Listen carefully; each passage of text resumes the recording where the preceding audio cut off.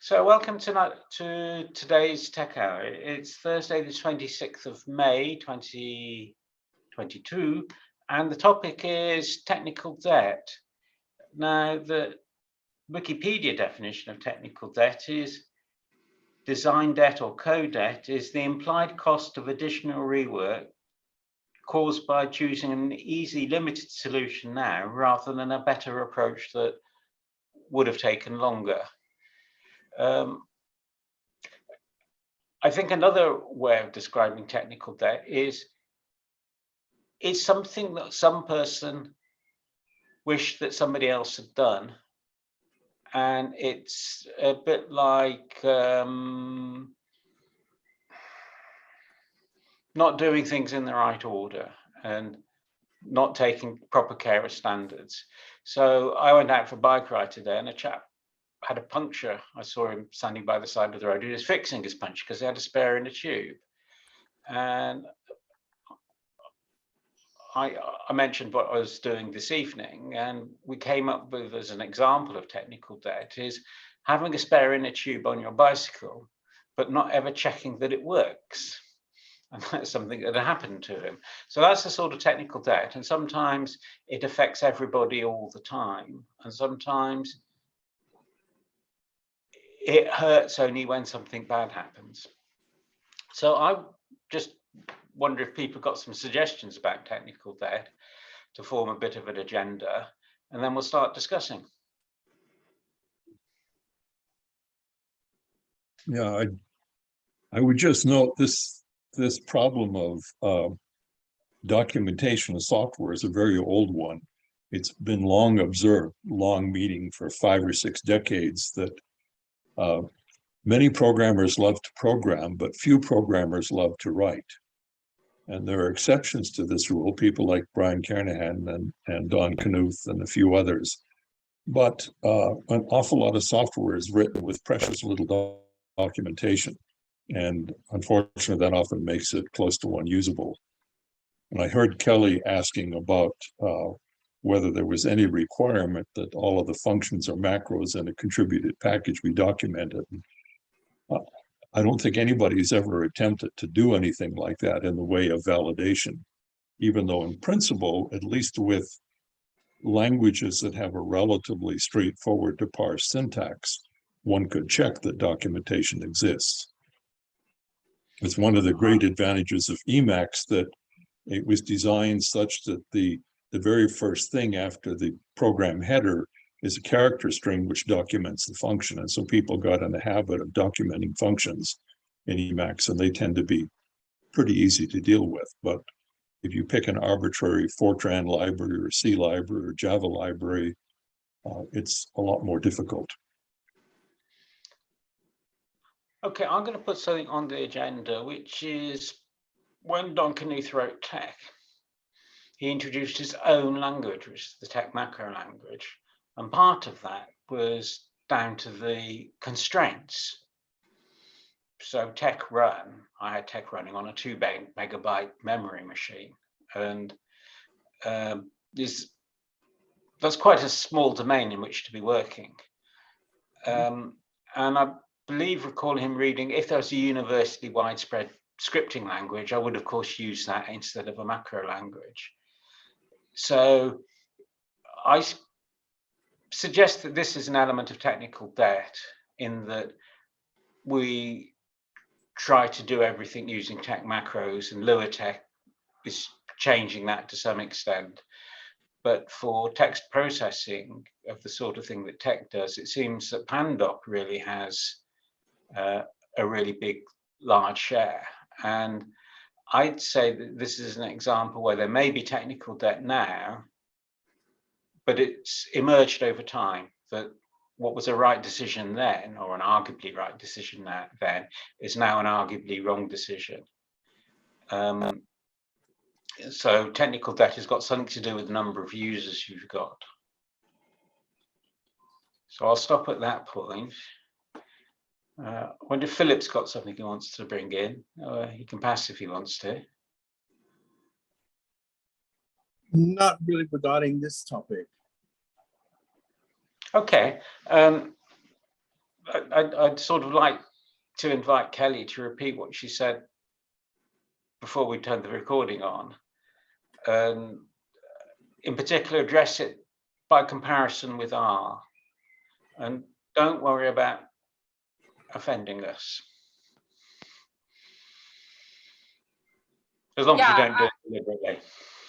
I was looking for package documentation on Ctan and was trying to find equivalent of the amount of documentation that you have to have when you submit a package to CRAN for R.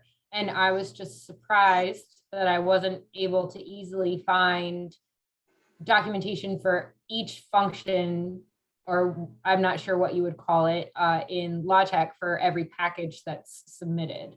Because for R, you have this submission process and you automatically are excluded from being able to submit your package to CRAN if you don't have every exported function documented. So every input argument, what's returned, and a description of the function has to be available before it's even entertained to be posted on their mirror.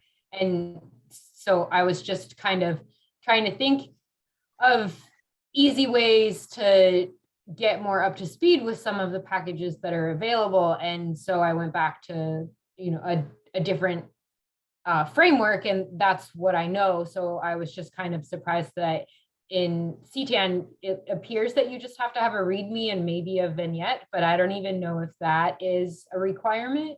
And then down that path, I was trying to find what the requirements for submitting to Ctan are, just to see if I was missing something and the information was available somewhere else. And it's not as clear or laid out, I guess, what actually needs to be there to submit to Ctan. I suggest we sort of focus to begin with. I think this is really good. Focus to begin with on the user problem. What's the problem that the user has got? And then my problem is I don't know what I'm doing. And so I was trying to figure out by going back to the source code and see if the source code was documented, because I don't know LaTeX macros well enough to understand some of the raw code. And I was looking for just general help from the package writers. So are you trying to use a package as an ordinary user? Or is it that you want to understand the package so that you can use it as a piece of code? I just wanted to use exported tools that are available from a given package, and I wanted to understand what they were doing better. So not necessarily like I wasn't wanting to copy any code that is available behind the scenes. All I was looking for was just how to better use the capabilities that packages provide. So in Python, every function's got a docstring, which is similar to what Nelson said with Emacs. And because there's typing and signatures in Python, every function has a signature, and there's perhaps other information available. And I guess there must be something similar with R. R uses Doxygen, and Yeah. or we call it Roxygen in R for R users. And then you can, when you're in the software, you can type a question mark and then the function name, and the package, the documentation will automatically come up in an HTML browser for you.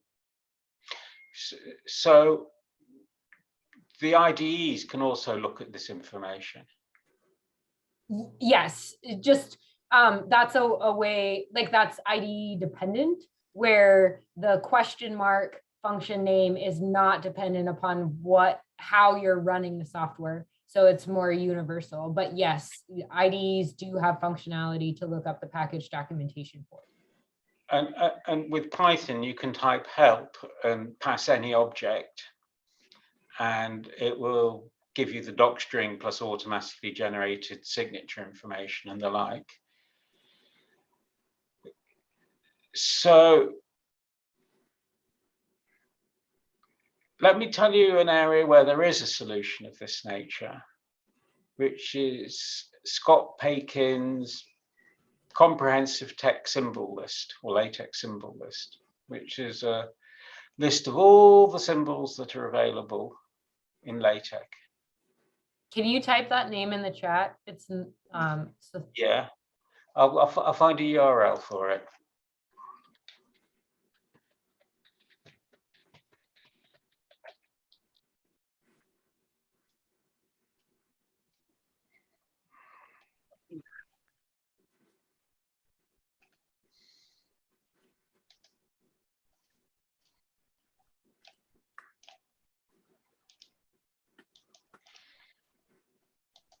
so just so that I'm using the right terms and not totally botching everything.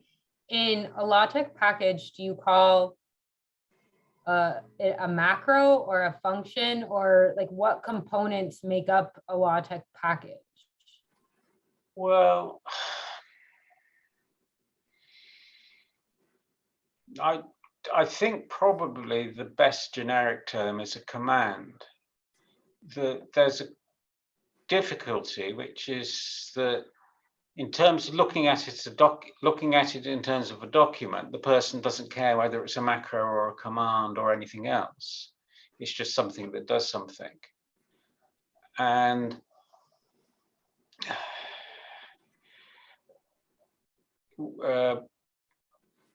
so alpha is actually technically a mathcardef, which is a sort of immutable constant. It's not technically a macro. Macros are expandable and mathcardefs aren't.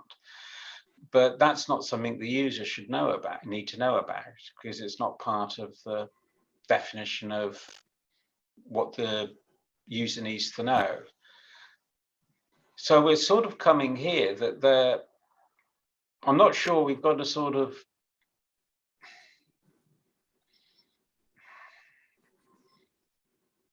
there's a sort of vocabulary question that's coming up here.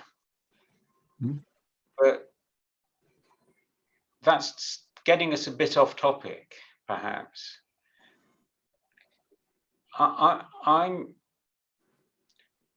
LaTeX does documentation differently. TeX and LaTeX do documentation differently. One of the big differences, particularly for LaTeX, is that all the documentation is in PDF. And Frank Mittelbach has done a lot of work developing and improving and perfecting a system whereby one document, one source document, can generate both the code that is executed and a PDF output that is the code nicely typeset.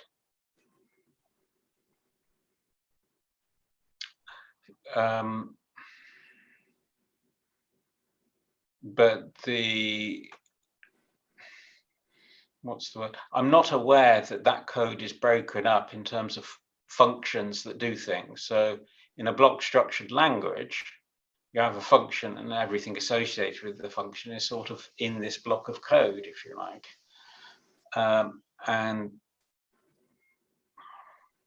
that allows various things to be done. Yeah, that's right, Kelly. Most package authors write their stuff using this doc syntax and then compile to go to PDF, but there isn't any HTML and there isn't any XML, and there is an index at the end. I would find it really funny if somebody wrote a LaTeX package and submitted it and then wrote their documentation in a Word document and then, just like printed it as a PDF. That would be quite ironic. Yeah. Well, I think what we've got here is a tradition that is established and hasn't really been questioned. But people such as yourself got expectations coming from R, and I've got expectations coming from Python. And people who are using an IDE such as Visual Studio are expecting to have sort of online help, I think it's probably helpful to say there are two roles, the role of a developer and the role of a document author. And there should be some sort of fairly clear separation between the two roles, even if one person is fulfilling both roles. So there should be documentation for the user of the system and documentation for the developer of the system. There's another big difference, which is that if I load a Python package, I can load 100 Python packages and they just happily coexist. I can load 1,000 Python packages and they happily coexist.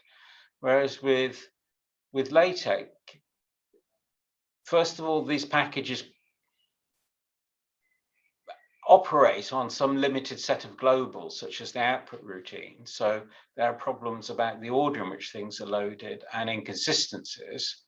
So they may try to fiddle the same thing, such as numbering. But the second thing is that often the purpose of the package is to add something to the syntax of the documents that are permitted. So add a new environment name.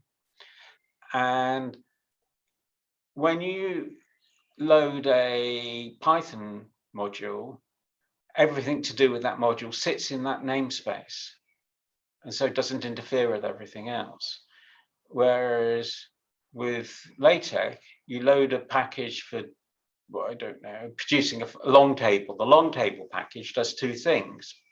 It allows you to produce long tables, which is a sort of function. A long table is one that spans several pages. But the other thing is it gives you a function that you can call in the document that allows you to create long tables.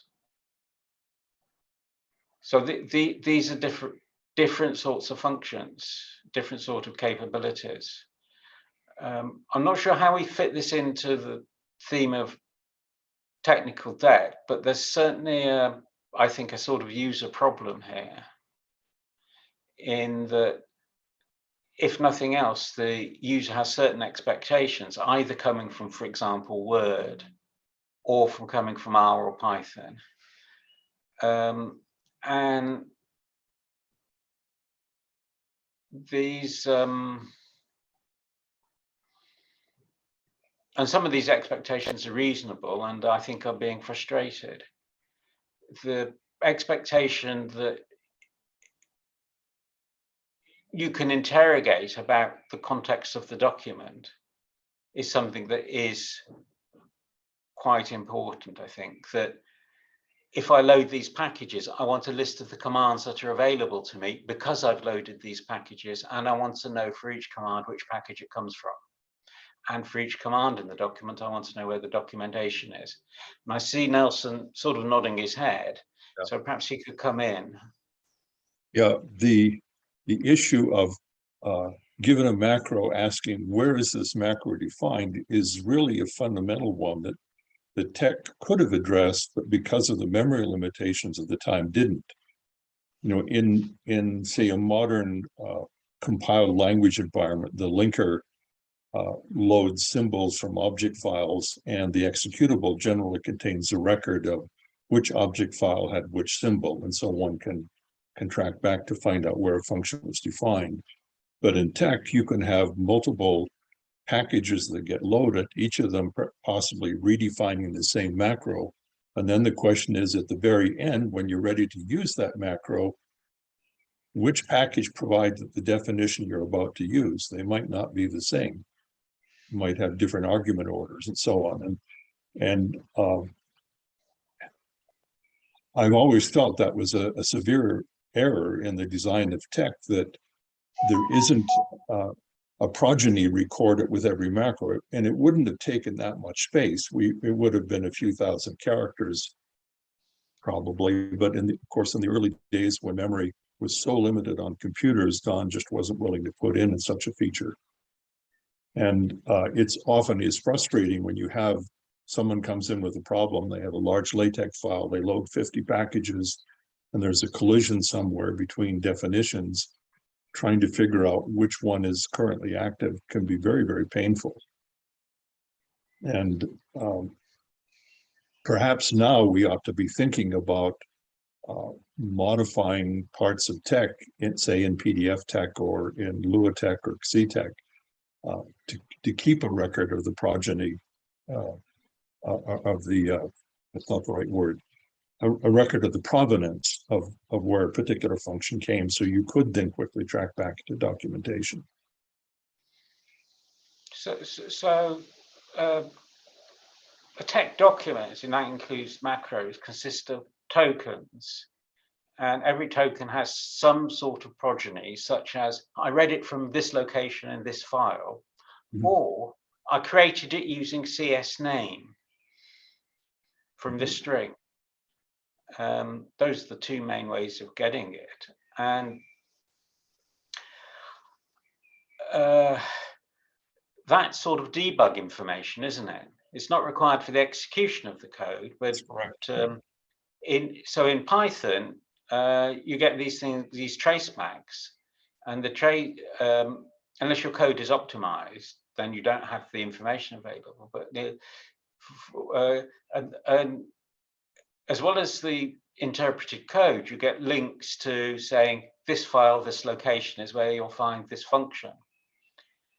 And so when there's an error, that line of code can be displayed to you together with the information about the context. And so we're not getting the traceback information, and some of that could be supplied automatically.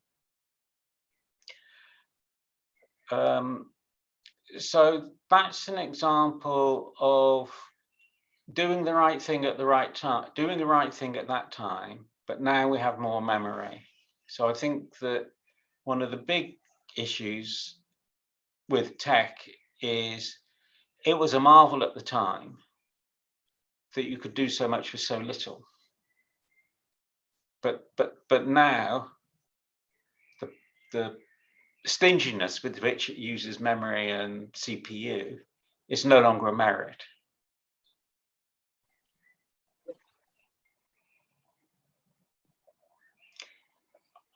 I'm thinking what could be done to address the problem, and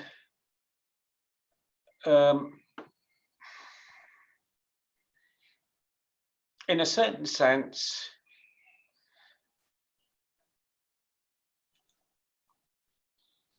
get a body of documents, and it could be just one document. Make a list of all the control sequences in that document, and find documentation for each control sequence. So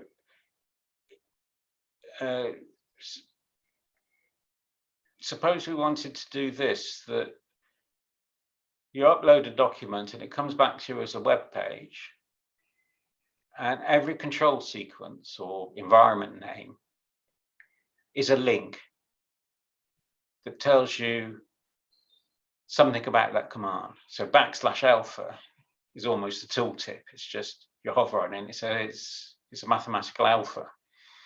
Whereas \itemize is rather more interesting, and the math commands such as align and so forth. So one could sort of do that almost by hand, if you know what I mean, for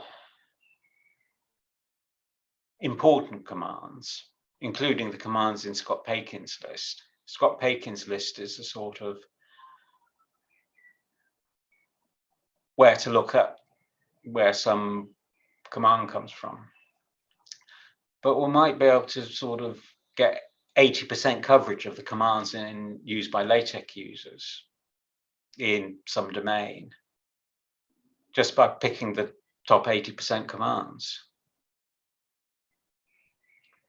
But so that would be remedying the technical debt, if it is a technical debt, for the user, or at least alleviating it. But the responsibility in some sense belongs to the package authors, doesn't it?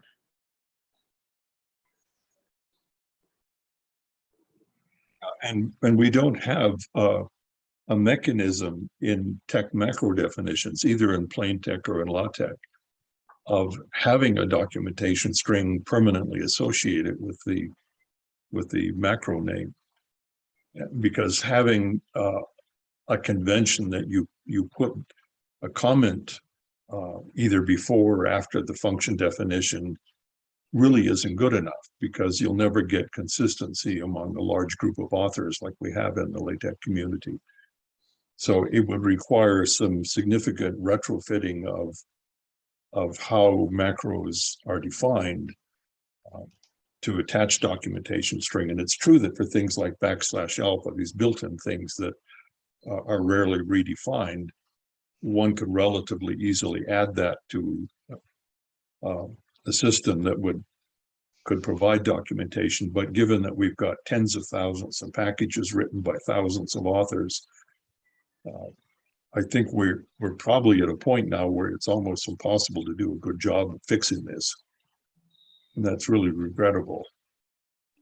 And it all goes back to tiny machines of the 60s and 70s, where people had to struggle valiantly to fit a modest amount of code into the memory that was available. And now we're working with 1,000 or 10,000 or 100,000 times as much memory. So, in a certain sense, what the R people have done is they've short-circuited the whole problem by saying, well, we use Markdown, which is restricted. And sometimes restrictions are good, as in drive on the left, or in your country, drive on the right. These are good restrictions. And another form of good restriction is you have standards for nuts and bolts. So that you can have a bag of nuts and a bag of nut bolts, and they actually fit each other. And you have sort of interchangeable parts. So restrictions can be very good. And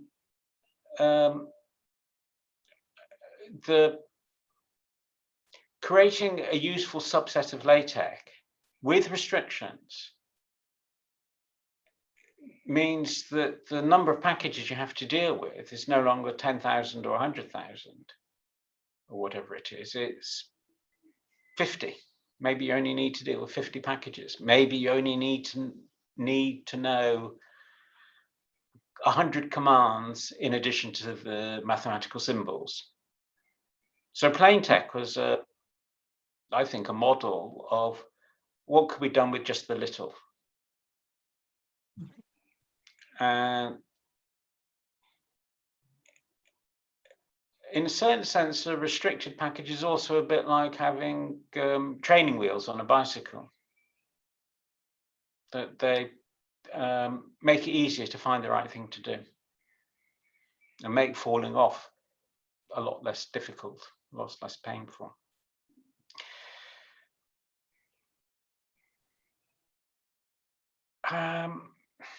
I'm going to stop. I want to stop because I don't know what to say, and I'll just speak to fill the silence. Yeah, I'll toss in an example here of a package that I've frequently found frustrating. I haven't used it in a while. It's the beamer package for creating slides. But yesterday morning, a colleague came in with a problem that an older slide generating package no longer worked. When I investigated, I found out it hadn't been updated in over 2 decades.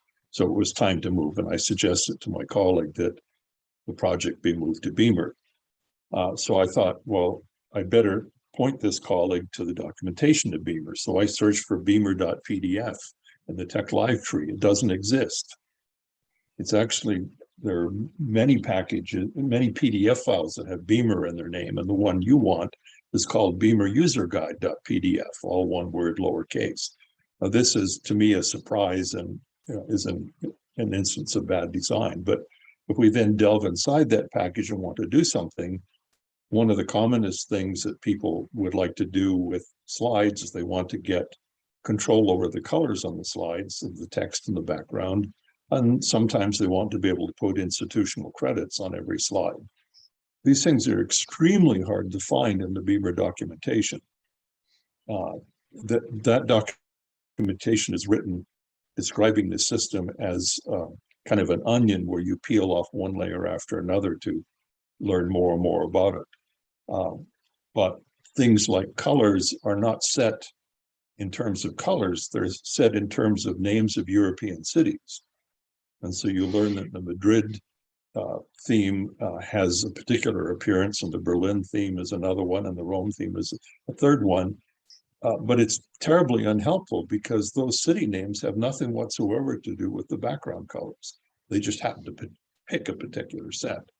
And so I view it as, although it's a very powerful system and produces lovely looking slides, I don't view it as well designed in terms of usability for those who want to modify slides to suit their particular needs. And by contrast, if you look at Leslie Lamport's small book on the LaTeX User Guide and Reference Manual, that's extremely clear. It's really a marvel of compact documentation of what is actually a relatively complex system. So some of this goes back to just writing styles of the authors, and we probably need more technical writers in the tech community who can write better documentation. But of course, it's not a paid position, so it's very hard to find people who do that.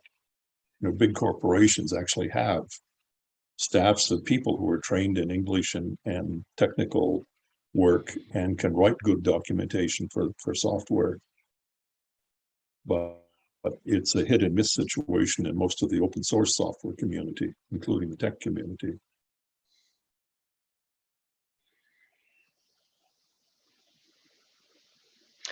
Technical documentation, one of the keynotes at the TUG conference this year is somebody who's talking about technical documentation. And one of the talks is from somebody from the NumPy project. Now, I know Python much better than I know R, and Python's got a very interesting relationship to tech because up to Python 2.4 or thereabouts, the Python documentation was actually written in LaTeX. And a modified version of LaTeX to HTML was used to produce the web pages. And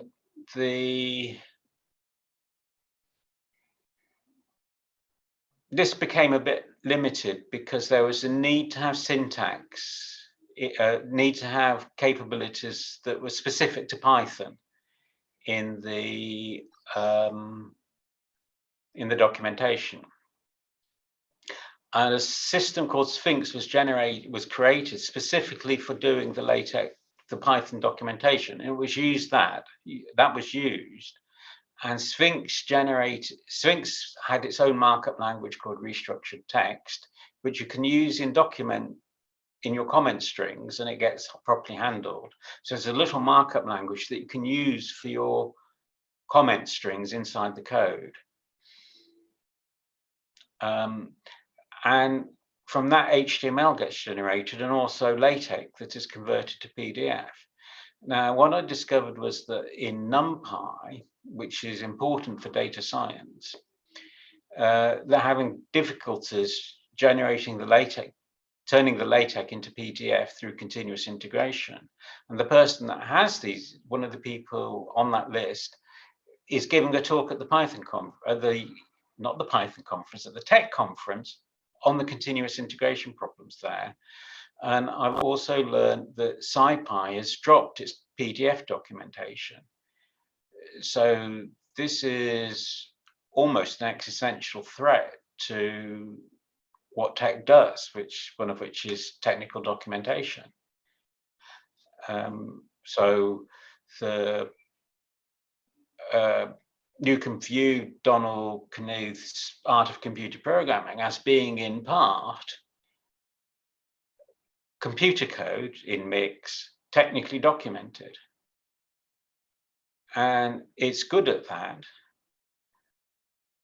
but it's in danger of sort of losing its preeminence because of I don't know what, but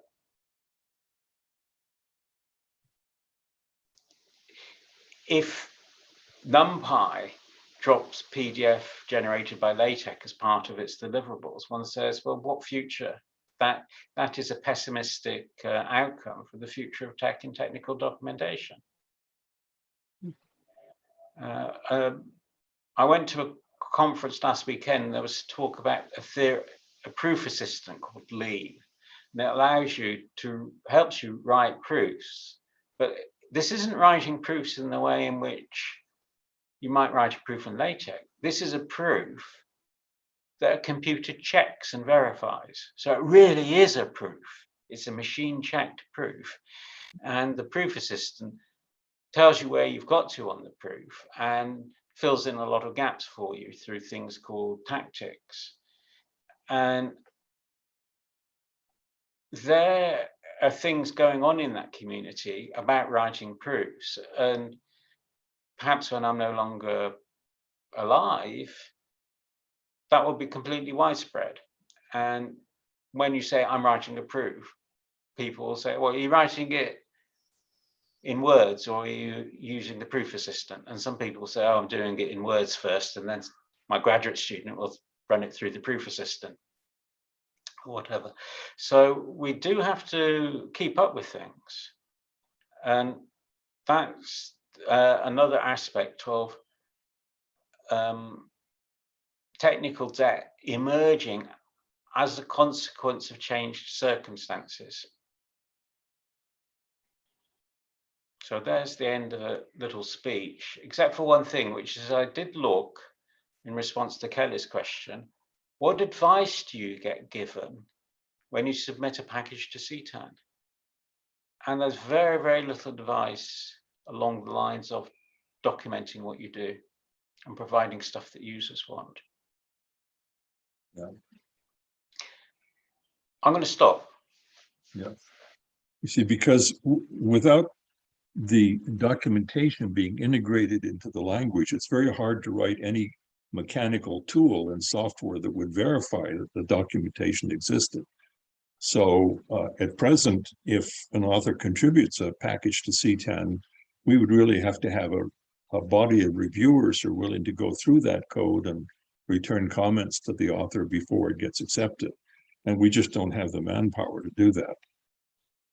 And it's regrettable, but I think it's just a very, very common problem in development communities in science and engineering, that people don't have the time and they don't have the interest of both writing code and writing documentation.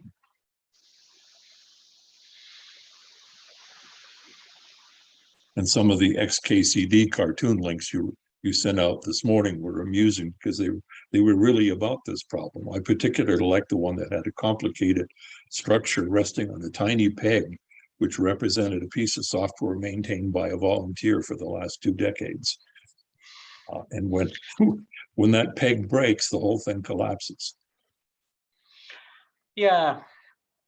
And I find it bothersome today when you look at large software packages, things like web browsers and so on, at how many libraries they depend on. There's an enormous body of code underneath. And when,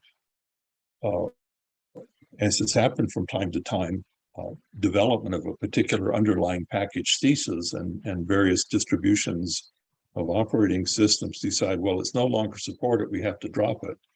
Now packages that depend on that package also have to get dropped. Yeah. I mean, it all goes back to the keep it simple, stupid principle, that the more complexity you have, the more fragile your structure is. And the simpler you can make it, and with as few dependencies as possible, then you have a much better chance of having the project survive and be usable in the future. Well, Don Knuth in writing TeX sort of said, this is what I'm doing and I'm managing it myself. This allows me to manage the dependencies. And possibly with some exceptions, he stopped at DVI. And other people such as yourself, Nelson, and I remember in the late 80s, when I first got my tech installation, there were the BB printer drivers. Yeah. And Yeah, because we had to address them. but what you had was a well-defined problem. At one end of it was DVI, which is well-defined. And at the other end, there's all the printers in the world, which is hopefully well-defined. And not quite as well. DVI was meticulously documented. The problem was figuring out how do you translate that into the language used by a particular printer, and that was often challenging, especially in the early days in the mid-'80s when laser printers were hitting the market, but there was precious little documentation about how to use them. Yeah, but whereas now what we've got is we've got DVI's disappeared, and we go straight to PDF. And I'm reminded of something, which is that on the Mac OS list, there was somebody was saying, why is it taking so long to process my LaTeX document? I've got the latest all-powerful Mac, and it has to run, and it turns out it has to run TeX 6 or 7 times to get everything resolved and so forth. But you know, if it runs TeX 6 or 7 times, 6 of those runs are not looked at by a human being. So why do you need the PDF? And if there's a lot of PDFs, all these files have got to be copied for no purpose. Or if there's a lot of images, all these images have to be copied for no purpose. And I haven't posted it yet, but a simple command that says, here's a page, don't ship it out, just go through and do all the writes in it. Don't give me any output, just do the writes. Will probably speed up the output, speed up the processing quite a bit. And that is,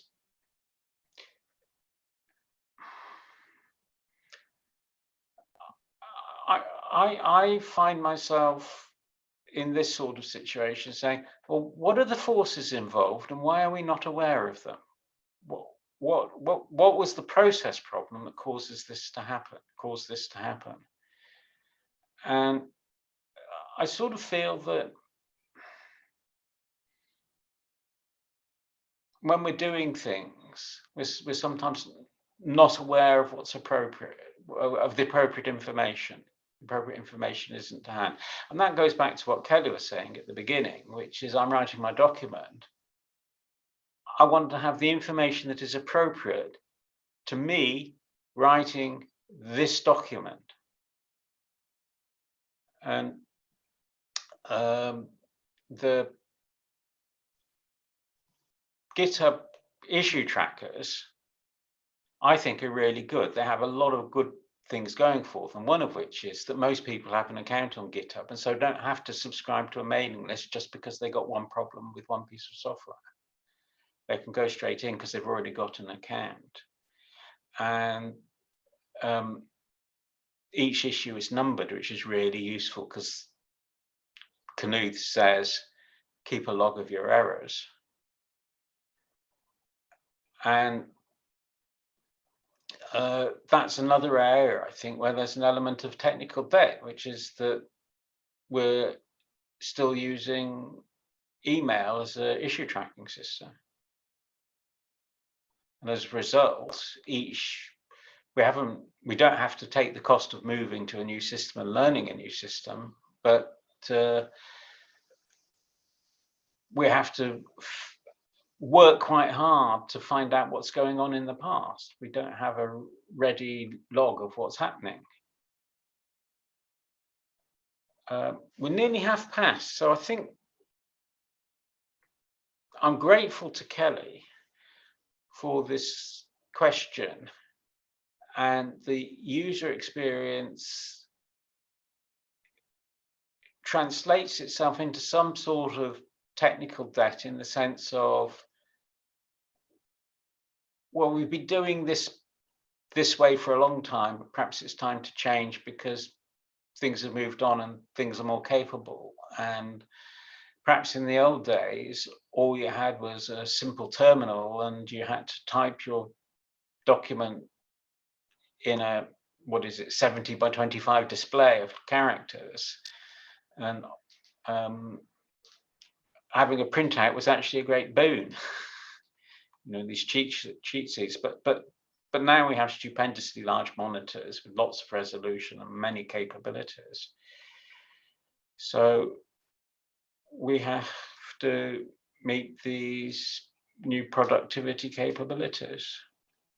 I'm going to stop and let Philip and Nelson have concluding words if they want them. I mean, I think it would improve many things if they actually did limit themselves to 70 characters per line, rather than, you know, one paragraph per line, which might be hundreds of characters. And yeah, if it's a LaTeX error, then it tells you the line number, but it doesn't tell you where in the line. Yeah. So you're asking for well-formatted source documents. Yeah, easy to read. Which is something Nelson's very keen on as well. I mean, Yes. if you look at books, they typically use 50 to 60 characters per line. Yeah. And if it's a bigger page, it might be double column. You know, people don't like to read 200 character lines, even if there's space.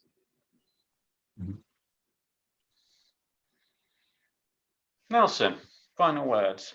Yeah, well, that I'm strongly in favor of short documentation lines, and I often, in my input files, will set a line width of 40 or 50 characters, just so that things are relatively simple. I've talked to people who decide that they will start every new sentence on a new line and continue on multiple lines if necessary. But these all help to make the input file readable, and that's something I think that beginners often, in both writing of code and writing of documentation, forget that it's not the polished form that gets printed out of your program or your documentation that you read most often. It's the input form, and that really has to be readable. So paying attention to things like line length, because the reason long lines are hard to read is your eye loses track of where it is on vertically on the page, and as it sweeps across to the beginning of the next line, you often make mistakes if the lines are long. And you know, there's a good reason that newspapers are written in several columns wide, because a fast reader can scan down the middle of each column and get the bulk of the information from the column without even having to sweep back and forth across the column. We don't do that for more serious materials such as textbooks and encyclopedias and so on, but nevertheless, keeping the text readable is an important attribute and an important goal of writing. 2 column for most articles. Yeah, and I think nature and science probably even use 3 and 4 column, at least in some of the parts of the journals. And we no longer have the luxury of the journals of the 1800s that would use very wide pages and large fonts, because now the journals are trying to cram as much text as they can under the page with extremely narrow margins and reduce the page sizes to reduce shipping and printing costs. For those which are still on paper. Yeah. There is a journal called Publication Mathématique Institut d'études Scientifiques, which has very large margins and very nice paper. It's probably very expensive. It's probably quite subsidized. It's the French equivalent of the Institute for Advanced Study. But I was always very impressed when I was a graduate student at seeing the volumes of this thing. I mean, particularly all the wide margins. Yeah, the default. Maybe it goes back to Fermat, that they want to make sure that the journal articles have a margin wide enough. I mean, the default LaTeX classes were also famous for their huge margins. Yeah. Actually, if we're not printing the thing, if we're going straight to screen and not worrying about printing, the whole issue of margins becomes quite different again, doesn't it? Yeah, that's why the hint format that we're learning about this year is, I think, of considerable interest because it does take away the concern for layout. You leave it up to each reader to decide what's comfortable for them on the device they're using this morning. The other thing is that it reintroduces DVI, but it's not DVI it's reintroducing. It's reintroducing something that's upstream from DVI and is probably editable. So the hint output is probably editable. It is because there's a tool to display it in an editable form. It's normally a compact binary form, but yeah, and it contains information about hyphenation as well, so that when you reflow to a new margin width, it can rehyphenate. So to anticipate what might be next week's topic, when there's a unknown piece of material to be typeset, such as an equation number, a symbolic reference to an equation number that has to be turned into a number and a link, a blob can be put there, a blob of information. And when that blob of information is known, one can use the stuff that's already been typeset as a sort of template and put in that specific piece of information without having to do that typesetting again. So I think that is actually really quite interesting, and it will fantastically increase performance in practice, because in practice things have to be typeset many times, and